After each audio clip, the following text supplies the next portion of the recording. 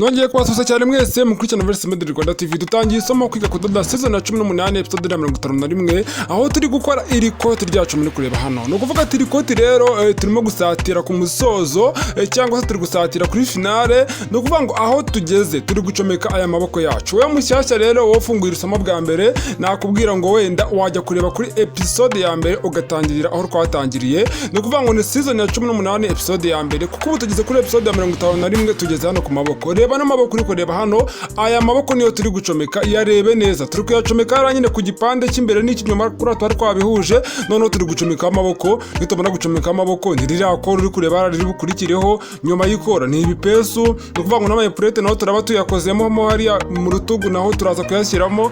Nyuma yaho tube turasoje. Urumva ko turimo gusatira ku musozo, dore ikote ryacu twaritangiye turikata neza akantu ko kandi. Sasa rero wewe mushyashya reka nkwereke incamake zizaranga cyangwa se zaranze iri kote ryacu uri kureba hano.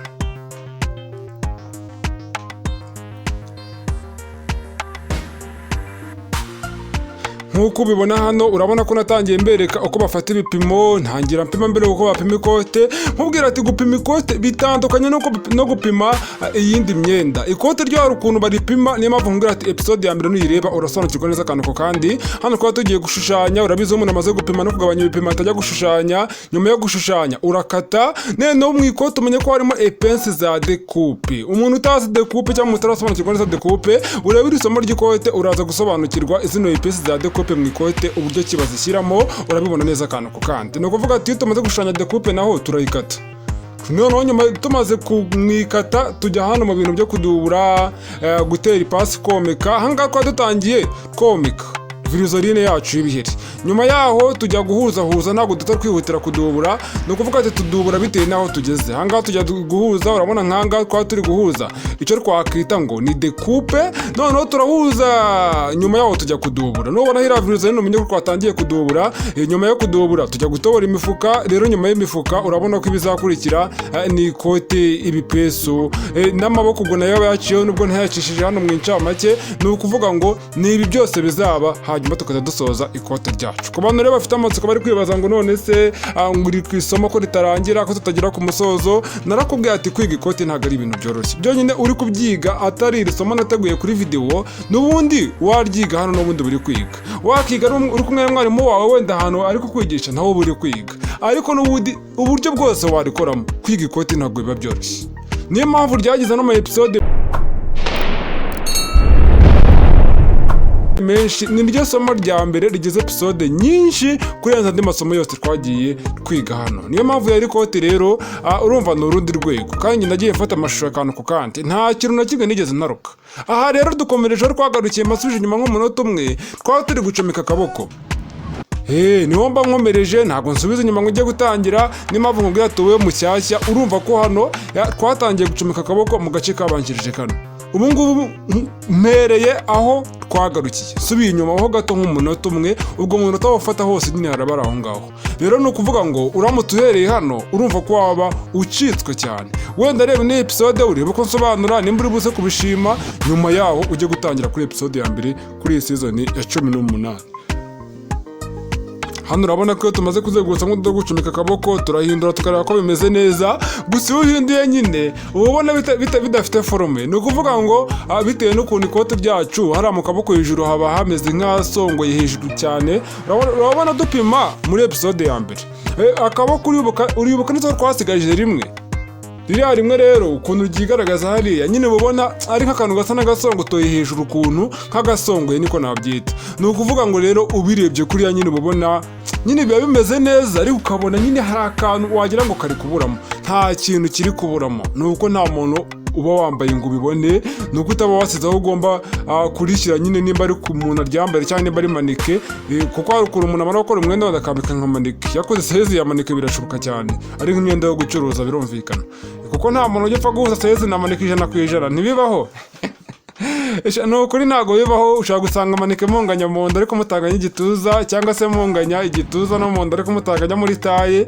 Bajya bavuga ati manike buriya size yayo ibirenze cyane ku buryo nyine sinzi uburyo nabivugamo. Dareka twikomereze hano rero akaboko kacu. Nyuma yo kugacomeka ari ku ikote, ikintu tugiye gukora urabona ko gucomeka akaboko k'inyuma birarangiye, noneho ngiye gucomeka k'imbere ka duburire. Narakubwiye ati nimba dukoresheje igitenge hari inyuma tugahuza n'igitenge, ni ukuvuga ngo igitenge cyo ku gipande nyirizina byo hagati na hagati tukabihuza n'igitenge cyo ku maboko, noneho nyuma yaho turaza gufata noneho duburire y'imbere yo ku kaboko tuyihuze na duburire yo ku gipande cy'imbere n'icy'inyuma. N'ubundi biraba bimeze nk'aho ari akaboko turi guhuza imbere ku gice cy'imbere. Ni ukuvuga ngo iri kote ni uko nyine ari ibintu bipfa kudakunda ako kanya, ariko ubundi waryambarira habiri. Ni uko imbere aba ari duburire. Ubu imbere ndamutse magize ikindi gitambaro wenda cy'igitenge kindi rwose kikazenguruka hose kikadubura hose neza, ikote waryambarira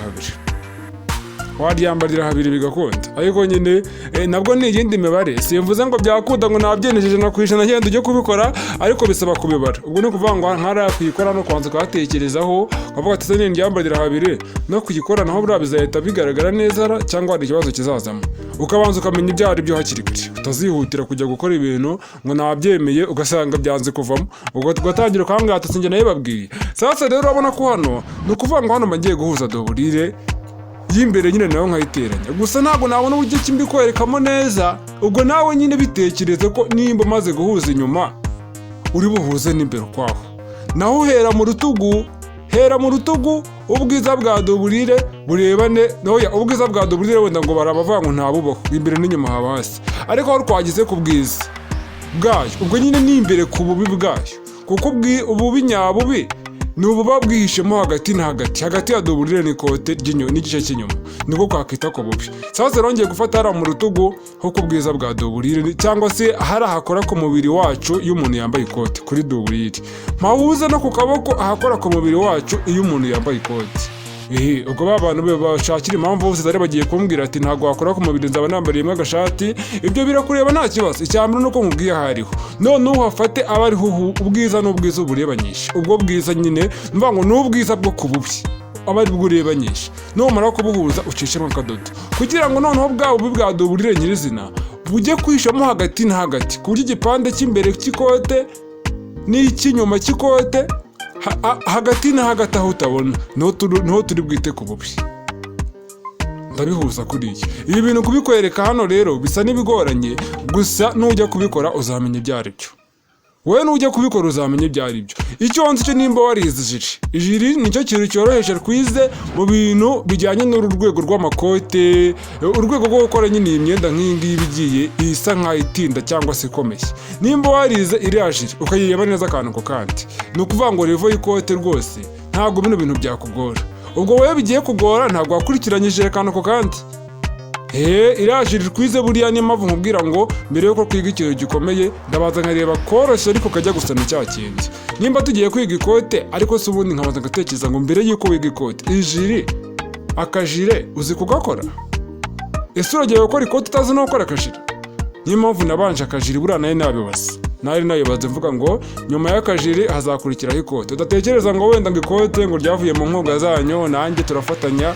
Buriya ntugire nari nabibaze wenda ntabwo navuga ngo hari nk'umuntu wenda uvuga ngo wenda ntuye amafaranga ni urugero mu nzira noneho yatora kumwe n'uwundi muntu mugenzi we wenda baganira inshuti ye magara, agahita inshuti ye magara yamubwira ati ubu rero ugiye kumaho sasa rero ntiyatoye ndeba se ngo wapi ngo nari nayabariye. None se wari wayabariye wari uzi kuri buyatore? Sasa rero tumva mvuga ngo nari nabibaze wenda ukavuga ati none se nari nabaze ko inkunga nzazibona? Oya, nari nabaze yuko igihe nikigera tukaziga ikote ariko rizaba ryabanjirijwe n'ijiri kugira ngo mubanze mwige ijiri yoroshye. Niyo mpamvu ijiri nakoresheje pensi za dekupe inyuma ku bwiza, ariko imbere ku kidubuzo ntabwo nasizemo pensi za dekupe. Urumva ko nakoresheje uburyo bwa mbere bworoshye kugira ngo nyuma yaho nzazane ikote. Wa muntu warebye uburyo bworoshye bwo gukora dekupe inyuma noneho mwigisha uko gukora dekupe imbere n'inyuma hose.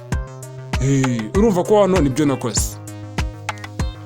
Sawa, ubwo rero twakomeje. Hano nta bisobanuro byinshi bihari, nkubwira ati ni akaboko ndi gucomeka ngacomekera imbere nyine ku kidubuzo cy'imbere n'ibyo ndi guhuza, kandi nkubwira ati turimo gusatira finale. Akaboko ka mbere nikarangiye harya buriya munyibutse dore maze iminsi nasora yenda somo, bivuze ngo nanjye mbamereye hano tayari ibyabanje nyine ntago mba ndi kwibuka ati harya buriya akaboko k'urundi ruhande naragakoze cyangwa se nagakoze, kuko maze gukora iriba ya mu kanya ryayiba rya season ya 19 naho mwabonye ko turi gusatira finale. finale burizaba tugeze nko kuri 21 niyo tugezeho. Ni ukuvuga ngo n'ubundi tuzasozereza muri 20 na aho ngaho, ntabwo tuzagera muri 30. Hoya mbaye mbikubwiye hakiri kare.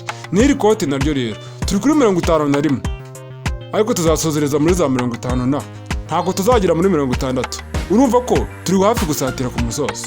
Ntabwo mvuze episode tuzasozerezaho yaba hano mu ikote cyangwa muri ya season 19 y'iribaya, gusa icyo nzi cyo nkubwiye hagati muri aho muri iyo mibare. Mu ikote ni muri 50 na muri iriya ribaya ni muri 20 na aho ngaho. Kandi nyuma yaho hayiwana hari indi kato dushaka dutari kwiga vuba vuba nta gutinda. Reba sasa rero dore nibi navuga bivuze ngo ubu ni ubwiza bw'imbere ku bubi, hano naho nakwita ku bwiza, noneho hano naho akaba ku bwiza bw'inyuma. Sasa rero ku bubi bw'imbere wavuga ngo ni hehe? Ni hagati na hagati. Wabonye hano ukuntu amaze guteranya, dore ukimara kubibona gutya tayari nawe uba wabibonye. Ubundi ukiri bireba kuriya nawe umenye dore uko bubi ni hari hagati na hagati. Ni ukuvuga ngo ikintu kigiye gukurikiraho hano sasa rero wakibaza ngo ni ikihe? Suba izo bintu tugiye gusoza. Ibaza dusoreje kuri no episode kabisa, ariko ntago byabaho kubera ko haracyari ibintu byo gukora bitari bikeya. Ntago ndakora eprete, sindakatikora. Umenye ko ngomba gukora eprete. N'umuntu wambwiye muri comment ati eprete uzayikore tuyirebe ukuntu bayikora. Nanjye nibyo nateganyije rwose birahuriranye nibyo nakoze. Aho ngaho rwose nta mahirwe, ariko yaba atari byo nakoze nyine ubwo byo nakoze nibyo bari kuzabona ko ntago nabihindura ngo bikunde. Mana namaze gutunganya video. Mbega naninze kakaboko araka kabiri duteye kumbi nakambere. Mwihangane ibyo gukora biracyahari, reka dutere na kano ka kabiri hanyuma tubone gukomeza. Urumva ukuntu nyine mwarimerega nakoze ibintu byinshi ntimukazajya mundenganya. Icyambere nuko mbabwira ukuri. Mukana yabwiye ati sina akaboko ka nyuma na akambere ibimeze gute. Nari ntarasobanukirwa neza, ariko reka bamaze iminsi nakora na somo narabwiye ati inkunga zabaye nkiya rwose, hari igihe kigera rikadindira. Uramba ndimo gutegura akazi kambanye kenshi rwose, imibare yabaye hatari, ariko kubera iki za nkunga zagize baziza gakeya. Buriya abantu bajya muri groupe akenshi baratugoboka. Bari abantu mujya mubashimira, abantu bashyashya muzamubona ngo bajoye nako binjiye groupe. Ngo admin wa groupe ngo yadinze uriya ntago wajoininga wowe ngo yinjiremo ubwawe, oya ni ngiye nkwinjizamo. Ni ukuvuga ngo bari abantu mujya mubashimira cyane kubera ko badufasha byinshi cyane hano. Badufasha byinshi, gusa nago ntago tuvuze ko twakiringira abantu binjira muri groupe ngo we nta kintu wakora ngo nuko ngo abinjira ngo bafite uko babigenza. Oya, nakubwiye ngo izo mbaraga zabo ntago ziba zihagije, n'izawe zirakenewe. Sasa rero hano akano kaboko nako ngiye ugacomeka nko nacometse kambere. Ubu ndabizi hari abantu mugiye gutaruka. Reka rero mbaze nguca intege mbere yo kutaruka. Nuramuka utarutse umenye ko rwose reka nkubwize ukuri kugira ku ntego yo kumenya akantu kandi ntabwo uzabishobora kubera ko ibintu byinshi wihutira gutaruka. Ni ukuvuga nk'uko uzi neza ko uri kubikora utabasha kubitaruka, n'ubundi nk'uko uri kureba video ugira ibi byose. Ubu ngubu ngiye gucomeka kano kaboko, urabona ni ibisanzwe twabikoze, ariko bari umuntu ugiye kuvuga ati imigazage ziri kwagindira, reka naruko ngo nawe butaha. Ubwo usuri gutaruka wagize ngo nuzaba uri kubikora, uri kubyikorera uzabitaruka. Ega uko bireba inshuro nyinshi niko urushaho kugira icyo nakwita uburambe cyangwa experience ariko nabyita. Rero uko urushaho kubireba cyane niyo mpamvu nkubwira ati iyo ukoze ikintu cyane urakimenyera. Rero ubu nukuvuga ngo umuntu ugiye kubireba uko ngiye gucomeka amaboko abiri arababonye ubumenyi butandukanye na wa wundi wabirebye ishurimo. Ahangaho yarababona avuga ati hariya ni kuriya, harahereye mu rutugu hejuru kuriya, ntabibonye ni kuriya, ariko hari wa wundi wese agenda. Iryo ni irindi banga nkwibiye, nongere ndasubiremo nkubwire ngo buriya rero umutayeri mwiza w'umuhanga ni wa mutayeri ureba akantu ku kandi. Ni ukuvuga ngo wa mutayeri utaragurika, ureba bimworoheye, bimuhereza amafaranga y'ako kanya, ntiyite ejo hazaza, ntiyite ku kwagura ibyo akora cyangwa imishinga. Rero umenye ko aka kanya ushaka kuba ufite iyo mashini imwe cyangwa nayo wenda wayikodesheje nta wamenya, ariko utari gutekereza ko wazabona iyawe cyangwa wabona iya kabiri. Ntutekereza yuko ukeneye n'agasirifiraje ugatereka aho hirya yawe ngo nuko suri mu rugo. Erega wanakagurira imishinga aho ngaho uri, hanyuma ukazajya aho wajya neza ariko warateguye. Noneho se nukomeza kworohereza ngo reka nkore bino reka mbitaruke, urumva uzagera he? Wagera he? Ntaho pe, sinkubeshye. Ubwo nawe nyine nibyo nyine n'ibya bicaro uzajya ubona biri aho bikaba birarangiye. Nawe ubundi kwagura ubumenyi byo kwagura imikorere ntabwo byaguhira kubera ko ntabwo uba ushaka kureba akantu ku kandi. ntabwo nguteze iminsi wowe ubikora, wenda urabikora bikaguhira, ariko ntabwo abantu bose bibahira. Ni bake cyane, ni nka 5% ariko nabyita babikora bikabagendekera neza. Nawe suri muri ako 5 biterwa reka nkwihorere. Ubwo rero mba nkubwiye, nizere ko bawumvishe, ni ukuvanga ibanga rya mbere ryo kumenya kudoda neza no kwaguka. Ubu ngeweyo kugira ngo ngende naguka, buriya ikintu cya mbere njya nisunga ni ukumenya akantu kose, umva mbega akantu kose sitayeho gatoya, nkabona ko hari ikintu kamazira mu buzima bw'ejo hazaza, ntago kancika pe. Nkubwize ukuri ntikancika. Ako se kancitse gute? Kabone niyo kampindurira ubuzima mu myaka 10 iri imbere, ntacyo reka nkibikeho. Hari n'igihe hano umuntu uvuga ati iyo myaka yose ubundi mbwira iki ko nzaba nyiri. Ubu bibwiwe n'iki se kuzaba utanakiri? Niko wowe urabona gufata ubumenyi ngo ubwibikeho, ugatangira kubara ngo ni kera ngo uzabona ngo inyungu yabyo, ngo uri kuri level yo kuba ngo ufite imashini imwe ntawe uragera, ngo ubundi se ngo uriruhiriza ubusa ngo uzagura iya kabiri n'iya gatatu, ngo ntabwo uri kuri urwo rwego. Nese wageze ngo uzagenda wegera uriya muntu wabigezeho umubwira ati watangiye gute? Azakubwira ati ngiye natangiye nkodesha imashini ngatanga ibiceri bingahe buri kwezi, cyangwa ayangaya ku munsi ntanayabonye nikoramo, nkajya ndeba ukuntu nagura akamashini kanjye ka mbere nakabonye mu myaka ingahe, nako kugira ngo nkabone. Hari ibyo nagiye nkora, hari ibyo naciyemo byinshi kugira ngo nyibone, naritanze bishoboka cyane rwose. Umva niyicishije n'inzara, ntabwo ngiye kuzicisha inzara.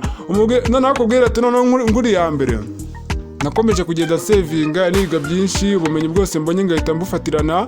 Ubwo mbanguzi ya kabiri, mbanguzi ya gatatu, iya kane, ya gatanu, ukabona tere yose yarayujuje, kandi amabazo aho yahereye ugasanga ahubwo wowe aho uhereye we yahereye munsi yaho uhereye. Ariko ukajya uvuga ngo reka twikomereze. Season ya 18 episode 52 ntuyiciko iraje vuba. Uyu munsi ndabahereza uduce tugira nko muri 4 cyangwa 3 n'ibimpira. Aka ni akambere mbahaye no munsi, mukanya haraza ka kabiri na ka gatatu. Umuriro nutanengwa ngo ube wagenda, hari ukuntu umuriro ugenda ugata wica system yaje kugira ngo yitangira, ariko nibitaba rwose ndabahereza uduce twinshi uyu munsi. Sasa rero bye bye. Invest Bedi Rwanda TV ndabakunda cyane. Umenye neza ko wakoze subscribe kandi ushaka kudutera inkunga, wayicisha kuri nimero iri aho ngaho. Mu gihe waba uri ahantu bidakunda bitera igihugu urimo, nyandikira kuri WhatsApp n'ubundi kuri iyo nimero, hanyuma turebe ubundi buryo. Bye bye.